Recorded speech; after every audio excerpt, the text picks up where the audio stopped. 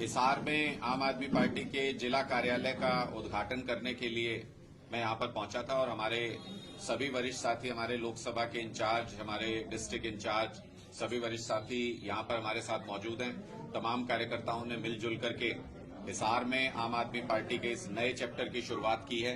ये पार्टी जैसे जैसे पार्टी का विस्तार होता है वैसे वैसे पार्टी की इकाइयां डिस्ट्रिक्ट लेवल पर, ब्लॉक लेवल पर, गांव के लेवल पर ऑफिसेज खुलते जाते हैं और पार्टी का विस्तार होता जाता है। ये उस कड़ी में आज एक नया अध्याय हिसार आम आदमी पार्टी में जुड़ रहा है, जहां पर जिला कार्यालय खोल करके सभी कार्यकर्ताओं के बैठने की एक जगह हो गई है, कॉमन प्लेस हो गया है, जहां पर कार्यकर्ता मिलजुल सकते हैं, एक दूसरे से आगे की योजनाएं बना सकते हैं, पार्टी की रणनीतिक बैठकें हो सकती हैं।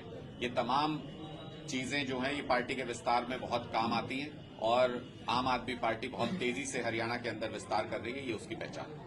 सर, बीजेपी के लोग ये दावा करते हैं 10 की 10 सीटों पे जीतेंगे और सुशील गुप्ता जी कुरुक्षेत्र से लड़ रहे, क्या कहेंगे? देखिए, जब से इंडिया गठबंधन हुआ है तब से हरियाणा भारतीय जनता पार्टी के हाथ पैर खुल गए हैं और ये इस बात की निशानी है कि 195 सीट शायद कल भारतीय जनता पार्टी ने घोषित की पूरे देश के अंदर, लेकिन हरियाणा में एक भी सीट की घोषणा करने की हिम्मत नहीं जुटा पाई भारतीय जनता पार्टी। इसीलिए शायद मोदी जी ये चाहते थे कि ये गठबंधन नहीं होना चाहिए किसी भी कीमत पे। सीबीआई, ईडी सबकी धमकियां दिलवाते थे कि आम आदमी पार्टी किसी भी तरह से इंडिया गठबंधन का हिस्सा नहीं बने, हरियाणा में गठबंधन नहीं हो।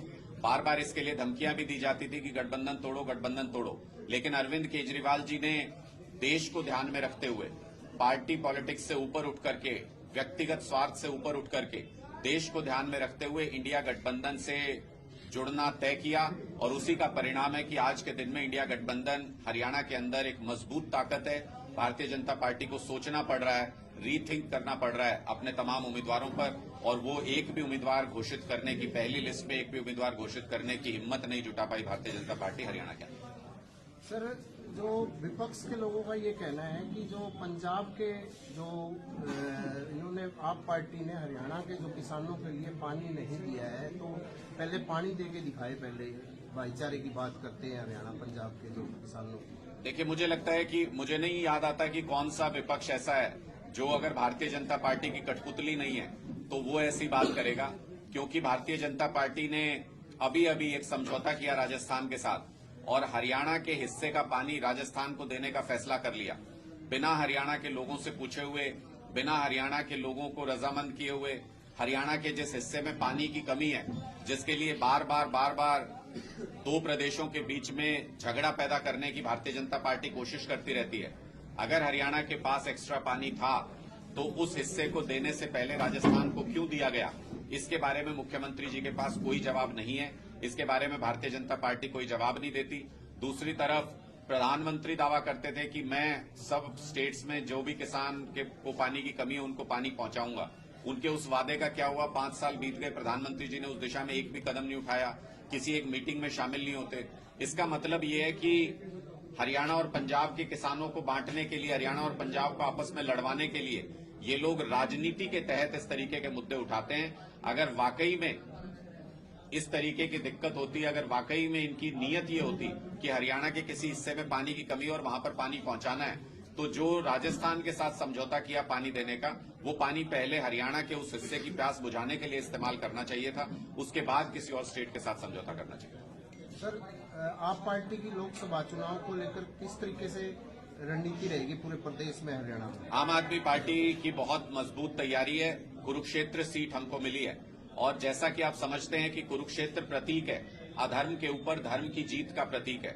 धर्म युद्ध में जीत की शुरुआत कुरुक्षेत्र से करेगी आम आदमी पार्टी और इंडिया गठबंधन 10 की 10 लोकसभा सीटें भारतीय जनता पार्टी को हरा करके जीतेगा, ऐसा हमको पूरा भरोसा है। और ये अब भारतीय जनता पार्टी में खौफ नजर भी आने लगा है। कुरुक्षेत्र सीट पर जहां से खुद भारतीय जनता पार्टी के अध्यक्ष सांसद हैं, उनकी हिम्मत नहीं हो पा रही कि दोबारा से अपने अध्यक्ष को भी घोषित कर दें वहां से उम्मीदवार के रूप में।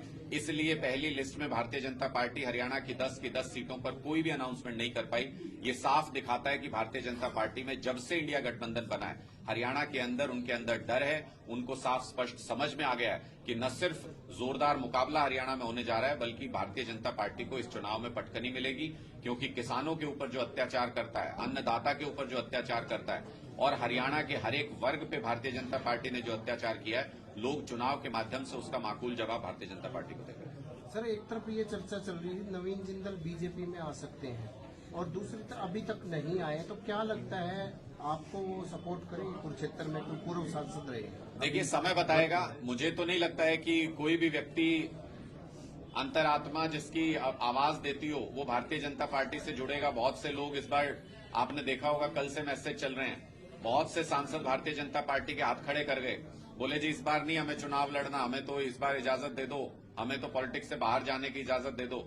ये साफ दिखा रहा है कि भारतीय जनता पार्टी ने पिछले 5 साल में, पिछले 10 साल की अपनी सरकार में मोदी जी ने जो अत्याचार किए हैं लोगों के ऊपर, वो भारतीय जनता पार्टी के कार्यकर्ताओं और सांसदों को भी समझ में आ रहा है कि दोबारा उनका संसद पहुंचने का कोई कहीं दूर दूर तक अंदेशा नजर नहीं आता है। इसलिए लोग टिकट छोड़ छोड़ के भाग रहे हैं भारतीय जनता पार्टी की, और भारतीय जनता पार्टी भी बड़े पैमाने पर अपने सांसदों के टिकट बदल रही है। सर, आम आदमी पार्टी के पास एक ही टिकट है और पिछले लोकसभा चुनाव के अंदर जेजेपी के साथ गठबंधन हुआ था, जेजेपी ने आम आदमी पार्टी को साथ नहीं दिया। क्या ये कांग्रेस पार्टी आम आदमी पार्टी एक कुरुक्षेत्र के अंदर साथ दे पाएगी? देखिए, इंडिया गठबंधन एक मजबूत गठबंधन है और इंडिया गठबंधन देश को बचाने के लिए बनाया गया है। आज देश का हर नागरिक ये समझता है कि भारतीय जनता पार्टी ने किसान आंदोलन के दौरान ही, अगर मैं उदाहरण दूं, तो हमारे जो 6 मौलिक अधिकार हैं जिन पे देश के हर नागरिक की आजादी टिकी हुई है, उनमें से 2 मौलिक अधिकारों को छीन लिया।